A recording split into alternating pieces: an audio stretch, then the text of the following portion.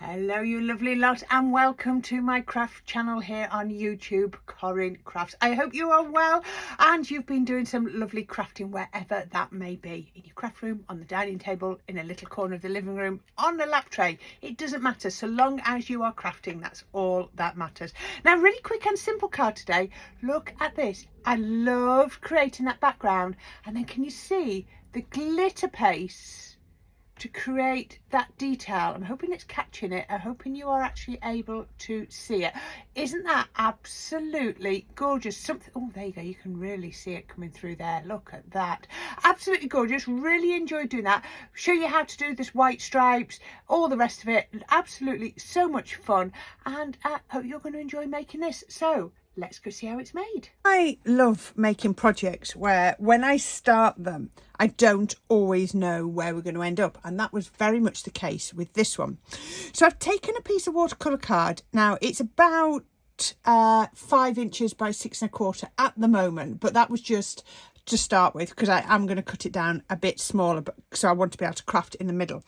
So what I've done is I've marked 1 1/4 inches down there. So I've been able to stripe off panels, so I'm going to do alternate panels. So that's 1 1/4, that's 1 1/4. So I put the tape on the inside, another 1 1/4, 1 1/4, 1 1/4, and then I've gone down 1 1/4 from there. So it does work. You'll see what I mean in a minute. So what I'm going to do is I'm going to put some ink on these in alternate colours. Now I've laid out my inks in the colour that I want. I want orange, yellow, blue, green, pink, purple, and then I'll go orange because you'll see I've got 7 panels. So this is what I want to do. So I'm going to go in with my orange first at the top one. And I'm just going to use, because it's not the thickest masking tape, I just put a piece of card there so that can't come off the edge of the masking tape. So this is just a scrap. So I'm just blending that. Using my lovely Time for Tea blending brushes gets the best blend. You can see my little pencil mark. It really doesn't matter because I'm going to trim this down anyway. So just put on as much or as little as you want. So that's my orange. So the next one I'm going to do in there is yellow. So I need to mist that for a minute. So this one's going to be blue. So I'm going to get my blue. And then I'm going to pop a piece of cardstock on either one. So you can see where I'm going in a minute. And then I'll do this.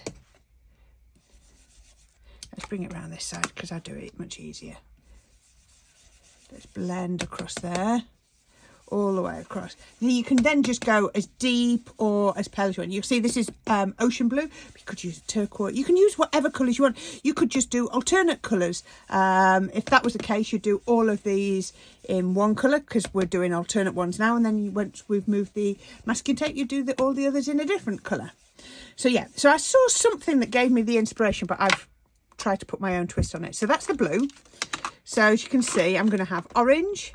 Then I'm going to have yellow there, blue there. So this one's going to be green. So this big one is going to be fuchsia. It will all make sense in a minute. I'm just going to, that's got a bit of orange on, so let's just move that out of the way. So I'm going to come in, again, not forgetting to put this on, just because I'm a bit heavy-handed and I sometimes go off the edge of my masking tape. So let's come in with my fuchsia. But you could be using reds, you could be using whatever colours, you know. And again, this could be quite masculine if you wanted to, if you sort of use masculine colours. Now, if you wanted to, you could do this with strips of card rather than inking. And that would look really good too. So it goes on so quick, doesn't it? It really does. That's fuchsia. So this one's going to be purple. So we're back to orange there. So I don't have an orange brush, so I can just keep alternating. There we go. But they clean up really quick. So let's just grab that, put it there, and then I'm going to go with orange here. There we are. Just like that. There we go. All right. So I've done my alternate colours. So what I want to do next is pick up this masking tape. So this masking tape is holding it tightly to my glass mat. Now, when I lift masking tape, I do it at an angle like that. You can see it's just caught just there. But this is okay because we're going to be trimming this card down. But if you do it at an angle like that, it's much less likely to rip. So I'm going to use this same piece of masking tape and I'm going to go right up to the edge, just there, okay? Then I'm going to get this one, again, do it at an angle. And you can see, look, they're the same size as if I've done it right. And I'm going to go along here. Excuse me if I get my head in the way, but I can't see otherwise. So I'm putting that. So I'm just basically masking that off to protect it. Let's do this one. So the gaps will be exactly the same as they were before. A big gap and a little gap, but they'll just be the other way around now. So yeah, if you are pretty good with a piece of card, you could just hold up a piece of card to do this. But I just feel that little bit more secure with some masking tape. And this is more like a washi tape, because I find that the washi tape ones are quite good for not ripping your card when you're finished. So let's go here. If you need to, you can just wipe the ink off your masking tape. This is a water-based one, so it doesn't need it too much. But if you're using like your pigment inks or your dye-based inks, the ink will just sit on your masking tape and then it will smudge. Now, this masking tape doesn't want to be reused. If it doesn't want to be reused, I'll just get a new piece. I don't want to risk it messing. So this is where it all sort of changed, because I was going along like this. This is what I wanted to do. I haven't moved that one yet. Do that in a minute. This is where I was going to go, and I was going to go just like this and have equal sizes of the different colours as they go along. And then I changed my mind, because I remembered the other day I bought some super skinny 3mm masking tape. Bought it because I just knew I was going to want it. Didn't know when I was going to want it, but today's the day. So what I'm going to do is I've marked those off just to protect them, and then I'm going to pop my 3mm masking tape up, put it up to that edge. I'm going to use that. Now you can put on just one, or you could put on two. I'm going to put on two, and you'll see why in a minute. So what we're doing now is making this panel a little bit smaller. Oops. So I knew I wanted some 3mm masking tape, didn't know why I wanted it, but then today I was like, oh, I'm so glad I bought that. And I just picked it up off Amazon. I'll put a link to it at the bottom. So yeah, just doing that. So we're just making these smaller, but because I'm using the 3mm tape, it came about because I was trying to cut down some masking tape and I couldn't do it. So I just bought this. It's actually a decorator's one for people, you know, when they're doing the masking on the walls. So yeah. So, okay. I've put that on there like that. So this is just protecting that. I actually don't need that now I've got the green on, but for me it just makes me feel a little bit more comfortable that I'm not going to smudge. So I'm going to go, remember my colours, I've got orange. Oh, I don't know if you can see them, look. There they are. I've done my orange. I want my yellow next in that one. So let's do the yellow. Again, I'm still going to pop some card on just to protect what I've done. Let's see if that's clean on that side. Yes, it is. So let's just put that on there. You won't be anywhere near as candid as I am here, trying to get it all underneath the camera, and yes, trying to work in a small confined space. Yeah, you'll find it a lot easier. Right, so just do that. You have to go a little bit heavier with the yellow, otherwise it could look a little bit cloudy just because it's such a pale colour. There we go. So then after yellow we had blue, which I've got here. Then I wanted green next. So let's bring in the green. I laid out my colours first so that I was happy with the combination. You don't have to if you want, but it was just something I wanted to do so that I was happy with the way the colours were laid out. I'm trying not to sort of do a proper rainbow order because I didn't want that. I wanted it to be nice and random, but this would look lovely using to die cut or anything, but we're just going to use it as a background. Okay, that looks a little bit patchy just there. There we go. How quick is this? And then I've done the fuchsia, so the next one is the purple. So I couldn't decide what purple I wanted. I started off with lavender ice just here, but that's a bit too lilac-y, so I'm just going to add in a little bit of crushed velvet and make sure that the two are blended really beautifully together. There we go. Just alternating the colours just to get the colour that I wanted. There we go. Right, okay. Ooh, I've missed a bit. Let's go right up to the edge. Now remember, I'm going to trim the edges anyway. Okay, so what we've got now, let's move these inks out of the way for a minute. So yeah, we can do that. Actually, I might do this one slightly different to the one I prepped. I'm only going to take the orange masking tape off for a minute. I'm going to, oops, caught it there, but don't worry, it's going to be trimmed down. Let's just take the orange masking tape off and leave the green on, because the effect I got, I was like, I'm not sure if that was what I wanted. So let's take that off, leave the green on. Oops, I've got a little bit of a line just there. What I might do is, that means the purple's off. I'm going to lift that up. I'm going to come back down here, line that up. Let's just see if I can, that was silly to go without a piece of paper. Let's just, right, by the time I finish everything else you won't see that, but that's a little bit better. There we go, I know everything's straight now. Okay, so I'm going to lift that up a minute. And then what I'm going to do is I'm going to find a stencil. So, you know me, I love my spots and dots. So I'm going to get my spots and dots, and I've got a pale pink. I'm going to start with pale pink, and then we're going to morph it into something else. So I'm going to start up at the top. Now remember, I've got my stripes on, and I'm going to come in here and have a look and see how much the pale pink shows up. I can see it's definitely doing. What I want is, I almost want like a watermark more than an actual colour. But I think the only way to get it probably is to go hard in the colour. So let's lift that up. Now it's showing up on a few of those, it's not showing up on the pink. So what I'll actually do down here is pick up a bit of fuchsia and go across there and across the purple, just to make it show, because it's not showing all the way to the edges. There we go. And then look at that. Oh, I love that. Let me just make sure I've got the right lids on the right ones. That's pale pink. There we go. Let's push those out of the way. So now I can take this off, and what you'll see is you've got a lovely white stripe. I just thought that was nice. It was just my sort of take on it. I just wanted to make something a little bit different. There we go, just pull those off. Always doing it at a nice angle so that it's less likely to catch the paper. It's caught a little bit there, caught a little bit there. I really don't mind, because I'm going to trim this down, as I say. Okay, so once we've got that, I like that with the white on, really do. I'm going to find another stencil, and the other stencil that I've got, which I've put very safely, is here.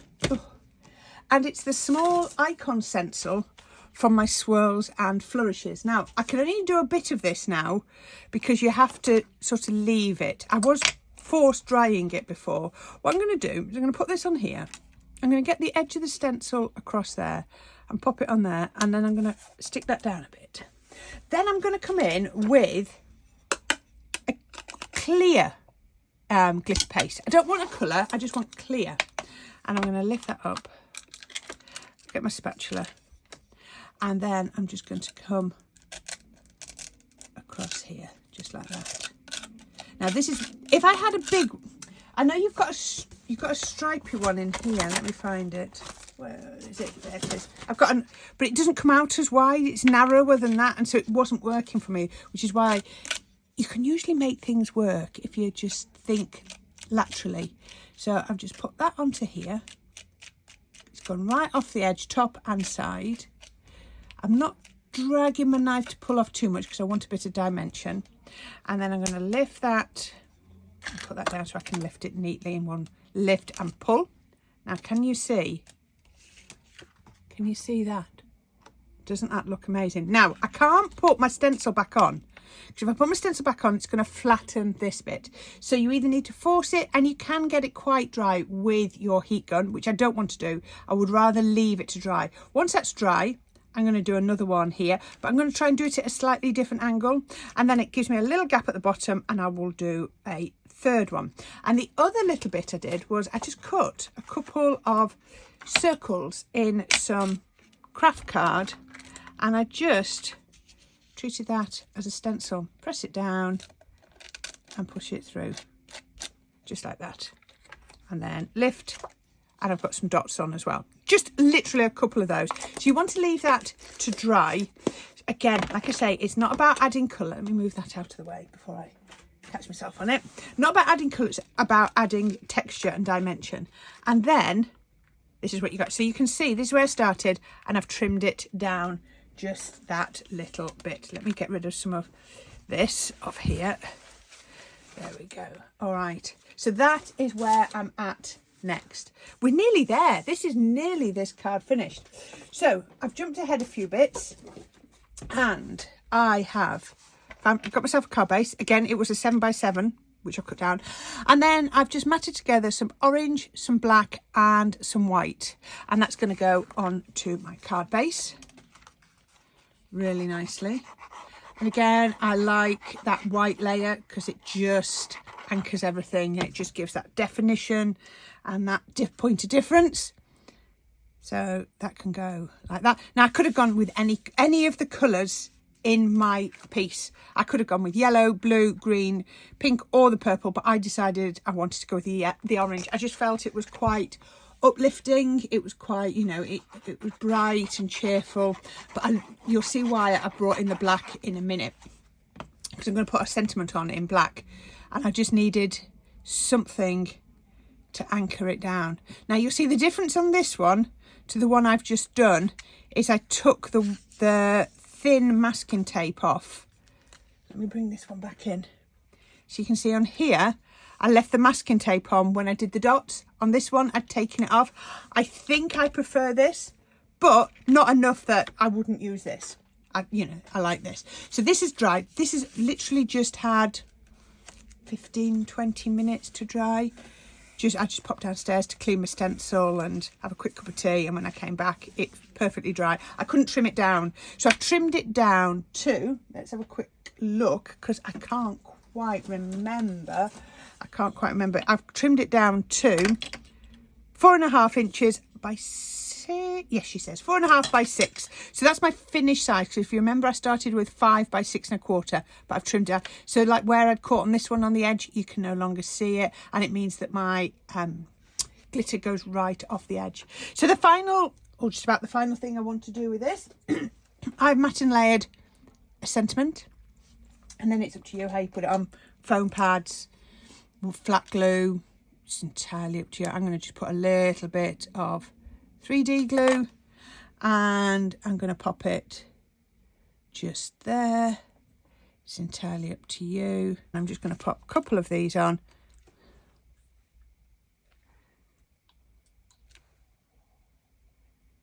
I think I want the gems sort of intermingling with that stenciling rather than over there. Normally I'd come down here, but I think this is going to work if I just run it through there. 1 3 5s. So I've put 4 on. I need a 5th one. Decisions. Don't want any in a straight line, you see. No, everywhere I go it keeps looking like it's in a straight line. That'll do. That will do. And that is my card created doing masking. I wanted to do some masking. I wanted to use my glitter pastes. I thought that was really lovely to do. Really quick and simple. Make sure my sentiment is flat. That'll just take an hour or so to cure, but it's got a little bit of height. But how about that? Isn't that lovely and cheerful? I really like that. I hope you do. Sorry, I got it off the camera there. Hope you like that one too. Yeah, lots and lots of different techniques and tutorials coming your way on my craft channel, Corrine Crafts. Please make sure you click on any of the links, and please don't forget to subscribe. The more of you that subscribe, the more YouTube will push my channel out to other people, and that really helps me. So I do appreciate it. Thank you very much. And until next time, don't forget to click on the links and please share with me anything that you make. I love seeing what you make, especially if it's inspired by something that I have done. Have a go at this. See what you can create. I would love to see. Don't put the stenciling on. It's entirely up to you. Let's see what you can make too. So happy crafting, my friends, and I can't wait to see you again soon. Bye for now.